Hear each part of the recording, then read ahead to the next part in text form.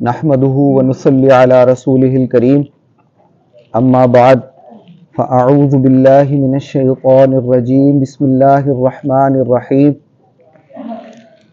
يسبح لله ما في السماوات وما في الارض له الملك وله الحمد وهو على كل شيء قدير هو الذي خلقكم فمنكم كافر ومنكم مؤمن والله بما تعملون بصير خلق السماوات والأرض بالحق وصوركم فأحسن صوركم وإليه المصير يعلم ما في السماوات والأرض ويعلم ما تسرون وما تعلنون والله عليم بذات الصدور صدق الله العظيم رب اشرح لي صدري ويسر لي أمري واحلل عقدة من لساني يفقهوا قولي اللهم ألهمنا رشدنا وعزنا من شرور أنفسنا اللهم أرنا الحق حقا وارزقنا اتباعه وأرنا الباطل باطلا وارزقنا اجتنابه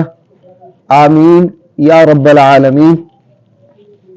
ابھی میں نے آپ کے سامنے سورہ تغابن کی ابتدائی 4 آیات تلاوت کی ہیں۔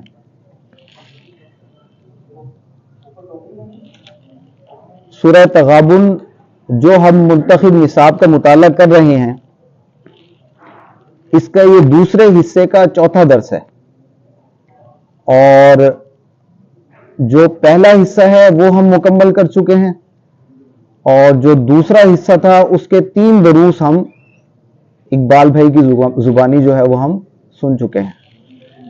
آج انشاءاللہ 4تھے درس کا ہم آغاز کریں گے جو سورہ تغابن پر مشتمل ہے۔ سورہ تغابن کے شروع کرنے سے پہلے چند تمہیدی باتیں نوٹ کر لیں۔ سب سے پہلے تو یہ کہ یہ مدنی سورت ہے، اور اس میں جو خطاب ہے وہ براہ راست مسلمانوں سے ہے۔ البتہ کفار کا ذکر بھی ہے اگر، تو وہ عبرت کے طور پر ہے، ہمارے لیے عبرت کے طور پر ان کا تذکرہ کیا گیا ہے کفار کا۔ اور اس کا جو مضمون ہے وہ ہے ایمان کی حقیقت اور ایمان کے عملی اثرات و نتائج، یہ ہے اس سورت کا مضمون۔ ویسے تو ایمان کی جو ڈیٹیلز ہیں وہ ہم دیکھتے ہیں کہ جو مکی قرآن ہے، مکی صورتیں ہیں، اس میں بہت وضاحت کے ساتھ آئی ہے، بہت لمبی بحثیں ہیں اس میں، ایمان باللہ کی، ایمان بالرسالت کی، ایمان بالآخرت کی۔ آپ اندازہ کریں کہ اگر 3 حصے ہیں قرآن مجید کے تو 2 حصے مکی قرآن پر مشتمل ہیں، اور اس میں ان ایمانیات کا ہی تذکرہ ہے جو بڑی وضاحت کے ساتھ بیان ہوا ہے۔ البتہ جو مدنی صورتیں ہیں اس میں بھی ایمان کا تذکرہ تو ہے، لیکن انتہائی اختصار کے ساتھ اور خلاصے کے طور پر بیان ہوا ہے، جبکہ جو مکی صورتیں ہیں ان میں آپ کو حرام اور حلال کے حوالے سے احکامات اس طریقے سے نہیں ملتے، اور شریعت کے احکامات اس طریقے سے اس میں نہیں ہیں۔ لیکن مدنی صورتوں کے اندر کیونکہ خطاب مسلمانوں سے ہے، اس میں اکثر تو ظاہر ہے کہ وہاں حرام اور حلال کے حوالے سے ڈیٹیل جو ہیں وہ ہمیں مدنی صورتوں میں ملتی ہیں۔ تو یہ مدنی صورت ہے اور اس میں خطاب بھی ظاہر ہے براہ راست مسلمانوں سے ہے۔ اس کا اب آغاز کرتے ہیں، جہاں جہاں وضاحت کی ضرورت ہوگی میں انشاءاللہ وضاحت کرتا رہوں گا۔ یسبح للہ ما فی السماوات وما فی الارض، اللہ کی تسبیح کرتی ہے اور کرے گی ہر وہ شے جو آسمان میں ہے اور ہر وہ شے جو زمین میں ہے۔ اب یہاں یسبح جو ہے، سبح یسبح، اس کا مطلب جو لغوی معنی ہے وہ ہے ترانہ، یعنی کسی شے کو اس کے اصل مقام سے اصل مقام پر برقرار رکھنا، اس کا یہ لغوی مفہوم ہے۔ جو اصطلاحی مفہوم ہے وہ یہ ہے کہ پاکی بیان کرنا، اللہ کی تسبیح سے کیا مراد ہے؟ اللہ کی تسبیح سے مراد ہے کہ اس حقیقت کو بیان کرنا کہ اللہ ہر کمی، ہر عیب، ہر نقص اور ہر احتیاط سے پاک ہے. یہ اللہ کی تسبیح ہے.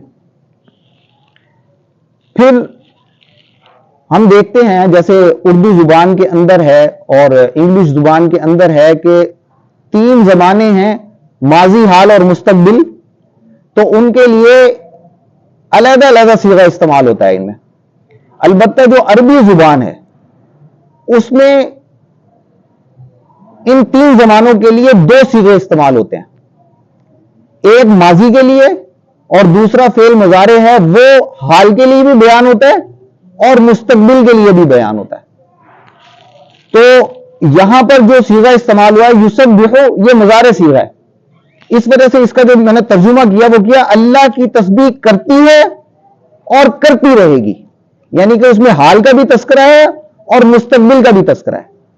اسی طریقے سے المسبحات، جن صورتوں کا آغاز سبح یسبح سے ہوتا ہے ان کو المسبحات کہتے ہیں. اب سبح یسبح، سبح جو ہے یہ ماضی کا صیغہ ہے. اگر ہم اس کو ملا کر پڑھیں سبح یسبح تو اس کا ترجمہ یہ بنے گا کہ اللہ کی تسبیح کرتی تھی، کرتی ہے اور کرتی رہے گی ہر وہ شے جو آسمان میں ہے اور زمین میں ہے. اس کا ترجمہ یہ بنے گا. اچھا، اگلی بات جو نوٹ کرنے کی ہے، ایک تو یہ کہ ہر شے جو اللہ نے تخلیق کی ہے وہ زبان حال سے اللہ کی تسبیح بیان کر رہی ہے. جیسے کوئی مصور جو ہے وہ کوئی خوبصورت تصویر بنائے یا کوئی سینری بنائے، تو اب اگر لوگ تعریف کریں اس تصویر کی تو اصل تعریف کس کی ہے؟ اصل تعریف اس مصور کی ہے جس نے وہ بنائی ہے. اسی طریقے سے اس کائنات کے اندر جو کچھ ہے وہ اللہ نے تخلیق کیا ہے، تو وہ زبان حال سے اپنے تخلیق کرنے والے کی زبان حال سے تعریف بیان کر دی ہے. کیا کہ جس نے مجھے بنایا ہے وہ بہت اعلیٰ ہے، بہت بلند ہے. یہ وہ زبان حال سے تسبیح بیان کر رہی ہے. البتہ اللہ تعالیٰ نے قرآن حکیم میں اس چیز کا بھی تذکرہ کیا ہے کہ اس کی کتنی ہی مخلوقات ہیں جو تسبیح بیان کرتی ہیں زبانی. قوت گویائی اللہ نے عطا کی ہے، وہ اس کے نتیجے میں اللہ کی تسبیح بیان کرتی ہیں. سورہ بنی اسرائیل کی آیت 44 میں فرمایا تسبح لہ السماوات السبع والارض ومن فیہن وَإِن مِّن شَيْءٍ إِلَّا يُسَبِّحُ بِحَمْدِهِ وَلَٰكِن لَّا تَفْقَهُونَ تَسْبِيحَهُمْ. 7 آسمان اور زمین اور جو مخلوقات ان میں ہے سب اسی کی تسبیح کرتے ہیں، اور مخلوقات میں سے کوئی چیز نہیں مگر اس کے شکر کے ساتھ تسبیح کرتی ہے، لیکن تم ان کی تسبیح کو سمجھ نہیں سکتے. اب ہر شے جو اللہ نے تخلیق کی ہے وہ تسبیح بیان کرتی ہے اللہ کی، لیکن یہ کہ ہم اس کی تسبیح کو سمجھ نہیں سکتے. اس کے علاوہ سورہ رعد میں آیت 13 میں فرمایا یسبح الرعد بحمدہ والملائکۃ من خیفہ. آسمانی بجلیاں اور فرشتے سب اس کے خوف سے اس کی حمد کے ساتھ تسبیح کرتے رہتے ہیں. اسی طریقے سے سورہ صاد آیت 18 اور 19 میں فرمایا اِنَّا سَخَّرْنَا الْجِبَالَ مَعَهُ يُسَبِّحْنَ بِالْعَشِيِّ وَالْإِشْرَاقِ وَالطَّيْرِ مَحْشُورَةً كُلٌّ لَّهُ أَوَّابٌ. ہم نے پہاڑوں اور ان کے یعنی حضرت داؤد علیہ السلام کے زیر فرمان کر دیا تھا کہ صبح و شام ان کے ساتھ اللہ کی تسبیح کرتے تھے، اور پرندوں کو بھی جمع کر کے، اور وہ سب کے سب حضرت داؤد علیہ السلام کے فرما بردار تھے. گویا پہاڑ بھی اور پرندے بھی جب حضرت داؤد علیہ السلام تسبیح کر رہے ہوتے تھے، زبور کی تلاوت کر رہے ہوتے تو وہ ہم کلام ہوتے تھے اور وہ بھی اس میں شامل ہوتے تھے. تو یہ ہے، یہ اللہ کی تسبیح کے جو ڈیٹیل ہے جو سورہ تغابن کے حوالے سے میں نے بیان کی، اسی طریقے سے آگے فرمایا لہ الملک، اسی کی ہے بادشاہی، اصل بادشاہ اللہ ہے۔ لہ الملک سے مراد کیا ہے کہ کائنات میں کل اختیار کا حق صرف اور صرف اللہ کا ہے، اور بالفعل ایسا ہے بھی، جیسا کہ ارشاد باری تعالیٰ ہے بنی اسرائیل آیت 111 میں فرمایا وَلَمْ يَكُنْ لَهُ شَرِيكٌ فِي الْمُلْكِ، اور اس کی بادشاہی میں کوئی شریک نہیں، وہ تنہا ہے، یکتا ہے۔ بادشاہ دیکھیں، اللہ تعالیٰ نے انسان کو اشرف المخلوقات بنایا ہے، تمام مخلوقات پر فضیلت دی ہے اللہ تعالیٰ نے انسان کو، لیکن اس کو بھی کیا دیا ہے؟ اس کو بھی خلیفہ بنایا ہے، اس کو بھی بادشاہ نہیں بنایا، اس کو بھی نائب بنایا ہے۔ اور بادشاہ کون ہوتا ہے؟ جو حکم صادر کرے، فیصلے صادر کرے، اور نائب کون ہوتا ہے؟ جو اس حکم پر عمل کرے، عمل درآمد کروائے۔ تو انسان کا کام، اصل بادشاہ اللہ ہے، اس کا جو دستور ہے وہ قرآن حکیم ہے، قرآن و سنت ہے۔ ہم کیا ہیں؟ اگر ہم واقعی اللہ کو بادشاہ سمجھتے ہیں تو پھر دستور کس کا مانا جانا چاہیے؟ قانون کس کا مانا جانا چاہیے؟ اس اللہ کا مانا جانا چاہیے جس نے وہ دستور نازل کیا ہے قرآن و سنت کی شکل میں۔ تو اللہ بادشاہ ہے، ہم معبود تو سمجھ لیتے ہیں کہ اللہ معبود ہے، اللہ خالق ہے، لیکن وہ بادشاہ بھی ہے، کل مختار مالک ہے۔ ہم کیا ہیں؟ نائب ہیں، اس کے حکم کے تابع ہیں، اور اس کے دستور کے مطابق ہمیں خود بھی زندگی گزارنی چاہیے اور اس کو عمل نافذ العمل بھی کرنا چاہیے۔ یہ ہے اس کی بادشاہی کو تسلیم کرنے کا مطلب۔ آگے فرمایا وَلَهُ الْحَمْدُ، اور اسی کے لیے ہے کل شکر۔ حمد کا مطلب ہے، حمد معنی تعریف پلس شکر، یعنی کسی کی ایسی تعریف کی جائے جس میں شکر کے جذبات بھی شامل ہوں، یہ حمد کہلاتا ہے۔ جیسے حضور صلی اللہ علیہ وسلم کی حدیث ہے التسبیح نصف المیزان والحمد للہ یملؤہ، یعنی کلمہ سبحان اللہ معرفت الہی کے بیان کے میزان کو آدھا بھرتا ہے، اور کلمہ الحمدللہ اسے پر کر دیتا ہے۔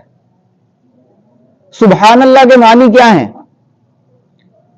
سبحان اللہ کے معنی یہ ہیں کہ اللہ ہر عیب، ہر نقص سے بالکل پاک ہے۔ اور دوسرا الحمدللہ جب ہم کہتے ہیں تو اس کا مطلب کیا ہے کہ تمام شکر، تمام تعریف صرف اللہ کے لیے ہے۔ تو پہلے نفی آ گئی کہ ہر نقص سے پاک ہے، اور بعد میں کیا ہے؟ تعریف آ گئی کہ تمام شکر اور تمام تعریف اللہ ہی کے لیے۔ تو گویا یہ میزان کو بھر دیا گیا۔ جیسے ہم کلمے میں بھی دیکھتے ہیں، کلمے میں کیا ہے؟ لا الہ الا اللہ، نہیں ہے کوئی معبود سوائے اللہ کے۔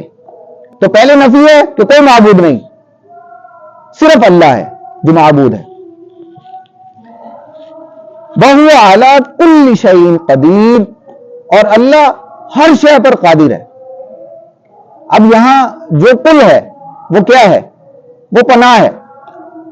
ہم اللہ کی قدرت کا اندازہ نہیں کر سکتے کہ وہ کتنی ہے، اس کی کوالٹی، اس کی کوانٹٹی کتنی ہے، ہمارے پاس کوئی پیمانہ نہیں ہے، لیکن بس ہم یہ جانتے ہیں کہ اللہ ہر شے پر قادر ہے۔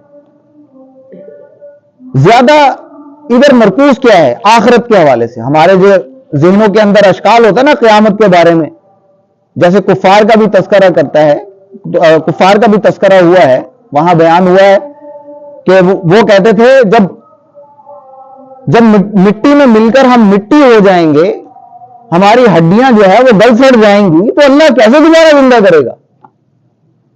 یا اللہ کیسے حساب کتاب لے گا؟ ہماری پوری زندگی کا حساب کتاب کیسے رکھے گا ہمارے سامنے؟ تو یہ اللہ کی قدرت پر سوال تھا معاذ اللہ. لیکن اللہ کہہ رہے وَهُوَ عَلَىٰ كُلِّ شَيْءٍ قَدِيرٌ، اللہ ہر شے پر قادر ہے. اللہ دوبارہ زندہ بھی کر دے گا اور تمہارے جتنے بھی حساب و کتاب ہے وہ تمہارے سامنے رکھ دے گا. اور اس کے علاوہ جو بھی ہم مسلمانوں کے ذہن میں بھی اشکالات ہو سکتے ہیں معاذ اللہ آخرت کے بارے میں کہ اللہ جو ہے وہ کوئی بھی کسی قسم کا بھی اشکال ہو سکتا ہے، تو وہ وَهُوَ عَلَىٰ كُلِّ شَيْءٍ قَدِيرٌ ہے، جان لینا چاہیے ہمیں. تو یہ تھی پہلی آیت. دوسری آیت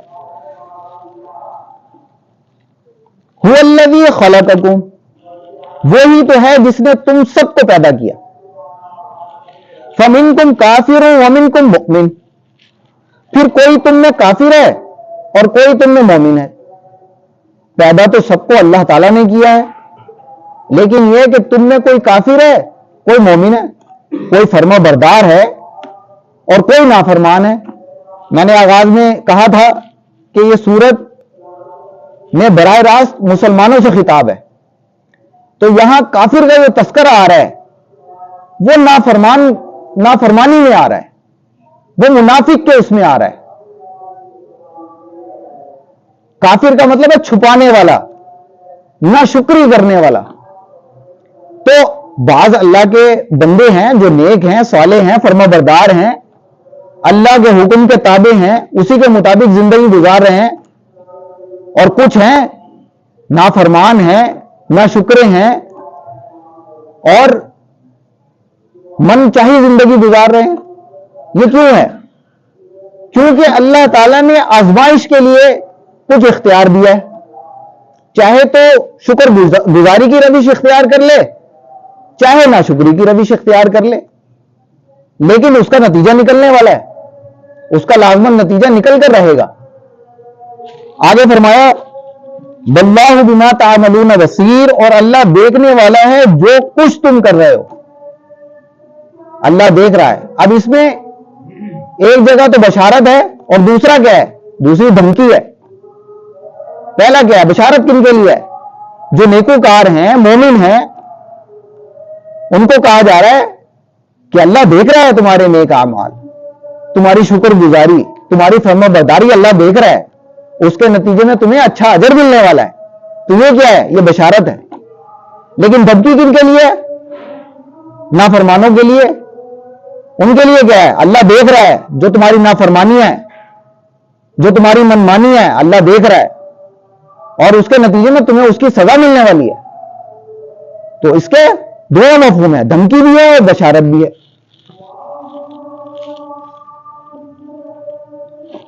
تیسری آیت ہے خلق السماوات والارض بالحق، اور اسی نے آسمان اور زمین کو پیدا کیا بامقصد. یہ آسمان اور زمین اللہ تعالیٰ نے عبث پیدا نہیں کی، یہ بامقصد ہے، اس کا نتیجہ نکلنے والا ہے. جیسا کہ سورہ مومنون میں 115 آیت میں فرمایا افحسبتم انما خلقناکم عبثا وانکم الینا لا ترجعون، کیا تم یہ خیال کرتے ہو کہ ہم نے تم کو بے فائدہ پیدا کیا ہے اور یہ کہ تم ہماری طرف لوٹ کر نہیں آؤ گے؟ تو اللہ تعالیٰ نے ہمیں ہماری جو زندگی ہے وہ بامقصد ہے. جیسے سورہ ملک میں فرمایا، جس کا مفہوم یہ ہے کہ اللہ تعالیٰ نے زندگی اور موت اس لیے رکھی ہے تاکہ آزمائے کہ تم میں کون ہے جو نیک اعمال کرتے ہیں. یہ اللہ تعالیٰ نے یہ جو دورانیہ رکھا ہے دنیاوی زندگی کا، وہ تو حساب کتاب کے لیے ہے، وہ تو جائزے کے لیے ہے، امتحان کے لیے ہے کہ اللہ آزمانا چاہتا ہے کہ تم میں کون ہے جو اپنے نیکی کے دعوے میں سچے ہیں اور کون ہے جو جھوٹے ہیں. اللہ آزمانا چاہتا ہے، یہ عبث نہیں ہے، یہ حق کے ساتھ اس کا نتیجہ نکلنے والا ہے. ظالم اور مظلوم قیامت والے دن برابر نہیں ہوں گے. ایسا ہرگز نہیں ہوگا کہ ظالم اور مظلوم برابر ہو جائیں. وہاں ظالم کو اس کی سزا مل کر رہے گی، تو وہاں نتیجہ نکل کر رہے گا. اللہ نے یہ کائنات تخلیق کیا بامقصد. آگے فرمایا وَصَوَّرَكُمْ فَأَحْسَنَ صُوَرَكُمْ، اور اسی نے تمہاری صورتیں بنائی اور کیا ہی عمدہ بنائی. یہ اللہ تعالیٰ نے انسان کی جو تخلیق کی ہے، آپ انسان کا چہرہ ہی دیکھ لیں کہ اللہ تعالیٰ نے کتنا خوبصورت بنایا ہے. اس میں جو اعضاء ہیں وہ کس طرح جوڑے گئے ہیں،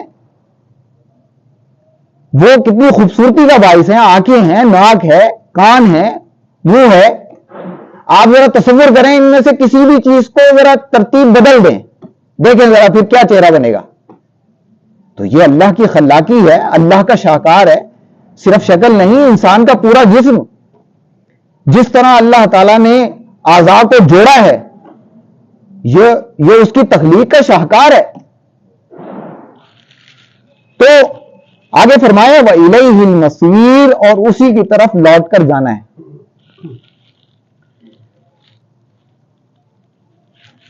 جیسے مزید تفصیل بھی آیات میں آئی ہے اس کے ضمن میں. سورہ بنی اسرائیل کی آیت 70 میں فرمایا وَلَقَدْ كَرَّمْنَا بَنِي آدَمَ وَحَمَلْنَاهُمْ فِي الْبَرِّ وَالْبَحْرِ وَرَزَقْنَاهُمْ مِنَ الطَّيِّبَاتِ وَفَضَّلْنَاهُمْ عَلَى كَثِيرٍ مِّمَّنْ خَلَقْنَا تَفْضِيلًا، اور ہم نے بنی آدم کو عزت بخشی اور ہم نے ان کو بحر بر میں اٹھائے پھرتے ہیں، اور ہم نے ان کو پاکیزہ رزق دیا اور اپنی بہت سی مخلوقات پر فضیلت دی. اشرف المخلوقات بنایا اللہ نے. اور سورہ 3 میں آیت 4 میں فرمایا لَقَدْ خَلَقْنَا الْإِنسَانَ فِي أَحْسَنِ تَقْوِيمٍ، اور ہم نے انسان کو بہترین ساخت پر پیدا کیا. اور سورہ صاد آیت 71 تا 73 میں فرمایا اِذْ قَالَ رَبُّكَ لِلْمَلَائِكَةِ إِنِّي خَالِقٌ بَشَرًا مِّن طِينٍ، جب تمہارے پروردگار نے فرشتوں سے کہا کہ میں مٹی سے انسان بنانے والا ہوں. وَإِذَا سَوَّيْتُهُ وَنَفَخْتُ فِيهِ مِن رُّوحِي فَقَعُوا لَهُ سَاجِدِينَ، تو جب میں اس کو درست کر لوں اور اس میں اپنی روح میں سے پھونک دوں تو اس کے آگے سجدے میں گر پڑنا. اب یہاں مین شے کیا ہے؟ وہ جو مٹی سے انسان بنا تھا وہ تو حیوانی وجود تھا، جب اس میں روح پھونکی گئی یہ ہے وہ اب اشرف المخلوقات ہو گیا. اپنی روح میں سے جو اللہ نے پھونکا ہے یہ ہے جو اس کو مقام بلند ملا ہے کہ وہ انسان جو ہے وہ اشرف المخلوقات ہو گیا، جس کے نتیجے میں مسجود ملائکہ بن گیا. فسجد الملائکۃ کلہم اجمعون، تو سجدہ کیا سب کے سب فرشتوں نے. تو یہ ہے انسان کا معاملہ. چوتھی آیت یعلم ما فی السماوات والارض، وہ جانتا ہے جو کچھ آسمان میں ہے اور زمین میں ہے، ہر شے کا علم رکھنے والا ہے. اس کے حوالے سے جو تفصیل بیان کی گئی ہے سورہ الانعام میں 59 میں فرمایا گیا وَمَا تَسْقُطُ مِن وَرَقَةٍ إِلَّا يَعْلَمُهَا وَلَا حَبَّةٍ فِي ظُلُمَاتِ الْأَرْضِ وَلَا رَطْبٍ وَلَا يَابِسٍ إِلَّا فِي كِتَابٍ مُبِينٍ، اور اس کے پاس غیب کی کنجیاں ہیں جنہیں اس کے سوا کوئی نہیں جانتا، اور جو کچھ دار و بر میں ہے وہ سب کا علم رکھتا ہے، اور درخت سے کوئی پتا نہیں گرتا مگر یہ کہ وہ اسے جانتا ہے، اور زمین کی تاریکیوں کے پردوں میں کوئی دانہ نہیں اور نہ کوئی خشک و تر چیز ہے مگر یہ کہ سب ایک کتاب میں درج ہے. یہ ہے اس کے علم کا معاملہ. اور ایک اور آیت میں فرمایا اللہ یعلم ما تحمل کل اناثا وما تغیض الارحام وما تزداد وکل شیء عنده بمقدار عالم الغیب والشہادۃ الکبیر المتعال سواء منکم من اسر القول ومن جہر به ومن هو مستخف باللیل وصارب بالنہار. اللہ ہی اس بچے سے واقف ہے جو ہر مؤنث کے رحم میں ہوتا ہے اور رحم کے سکڑنے اور بڑھنے سے بھی واقف ہے، اور وہ ہر شے اپنی مقدار کے ساتھ اس کے علم میں ہے، اور وہ ہر مخفی و ظاہر شے کا جاننے والا ہے سب سے بڑا عالی رتبے والا، اس کے نزدیک برابر ہے کوئی تم میں سے چپکے سے بات کوئی کہے یا پکار کر، یا رات کو کہیں چھپ جائے، یا دن میں کھلم کھلا چلے پھرے، یہ سب اس کے علم میں ہے. یہ ہے اس کے علم کی شان. آگے فرمایا وَيَعْلَمُ مَا تُسِرُّونَ وَمَا تُعْلِنُونَ، اور اللہ جانتا ہے جو تم چھپاتے ہو، جو تم ظاہر کرتے ہو.